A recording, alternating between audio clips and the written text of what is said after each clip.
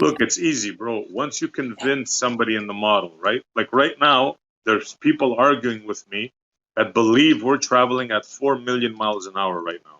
And they're calling me crazy. See how they do it?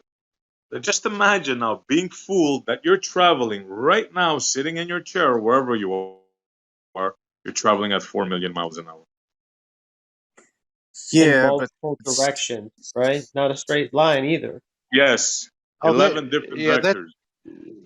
That's what I was getting at earlier, and I didn't make the point. I got sidetracked, I think. But Thursday when I was flying, is very still. There was zero wind blowing, and I'm always thinking about our conversations because I spend so much time on here. And I was trying to imagine. I let go of the controls and just sat there and tried to imagine that the Earth was actually moving beneath me, looking out the window, and I was sitting still.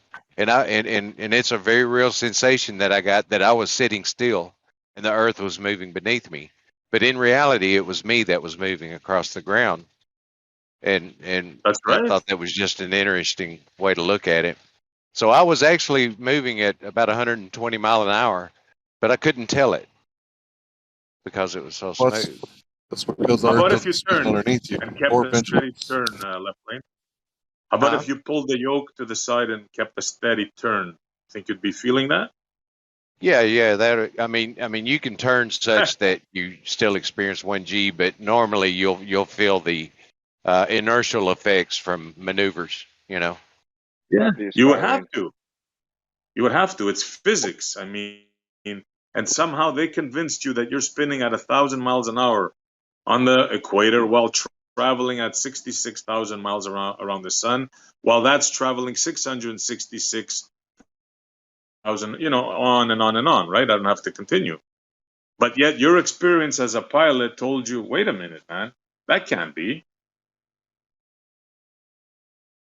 But I was able to kind of fool myself. Oh, that's for sure.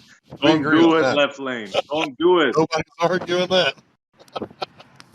Well, what you could do is a barrel roll and a corkscrew at the same time, and then feel none of it, right? Try doing that, Yeah, without spilling and your then ramp coffee. up the speed. Yeah, Yeah, and then you don't ramp up spill the your speed to 4 coffee. million. Yeah, but the differences there are the rates of change. That's the difference. You can't produce near the velocities they're talking about. These are supersonic velocities, faster than high explosive travels. These are Now ridiculous speeds. You now know what an that elliptical orbit causes, that's right? the disconnect. A You what? know what an elliptical orbits cause rate of change, right? Well, yeah, Mhm. you'll speed up as you go into the apogee and decelerate into the perigee and accelerate. Right. So give away Conservation of yourself. momentum goes out the window. Back. Bro, you said you convinced yourself. That was a pretty big statement there, left lane. I'm sorry. Am I back now? You're good. Yeah. 10-4. I don't know if you heard me, but I said what you said was you convinced yourself while flying that it wasn't so. That's a pretty big statement there. Sounds like somebody's awakening to Maybe he reality. sees it, he can see it's flat from up there. You can see how flat it actually Yeah. is. That's why Yeah. he had to imagine being on a ball. So Yeah. if you can't see it from Yeah. Earth, like Professor Dave says, then you can only see it from space. And if you can't go to space, then it's imagination. No one's ever experienced it except for these, so-called government employees who are